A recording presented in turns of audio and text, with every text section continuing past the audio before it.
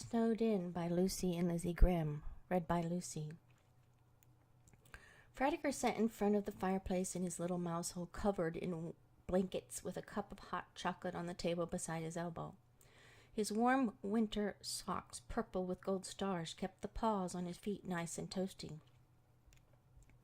The fire crackled merrily away, with a huge pot of cheesy potato stew bubbling away on top of it.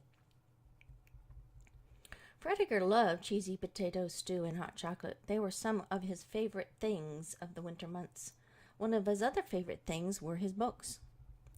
Having come to the end of the book, Winter Snowman, he set the book down and leaned back in his armchair with his closed eyes and a satisfied smile on his face. Oh, how he would love to build a snowman in spite of the cold. He glanced out his window, or at least he would have, if the snow had not covered the entirety of the window. Not just the window either, but his whole house was snowed in. He would have to carve out a whole tunnel in order to get anywhere at all outside. It was a good thing he had spent the warm months stocking up on food. He had plenty to last until spring thaw, even if he was out of a few things. Fredager took a deep breath and felt his mouth water in anticipation. Ah, missing ingredients or not, there was nothing like the smell of cheesy potato stew. Just then he heard a strange sound coming from outside.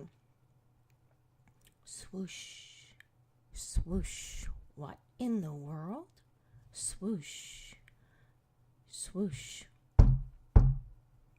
Fredager blinked before he untangled himself from his blankets and went to the front door. He pressed an ear up against the door to listen outside. There was no way he wanted to open his door and have a pile of snow come in. No, sirree. Fredager, a voice called. Are you okay? A bright smile came over his face. It was Miss Biddy the bunny. She must have cleared out the snow in front of his door. What a nice surprise. He remembered how she had surprised everyone at last year's Thankful Festival. Fredager wondered if surprises like this were going to become a habit from the bunny.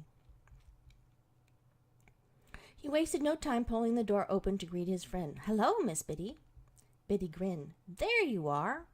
I was worried you didn't have enough food, so I brought some extra carrots with me. Fredager jumped for joy. That's perfect. It was the only thing missing from my stew. Thank you so much for the food and clearing out my front door.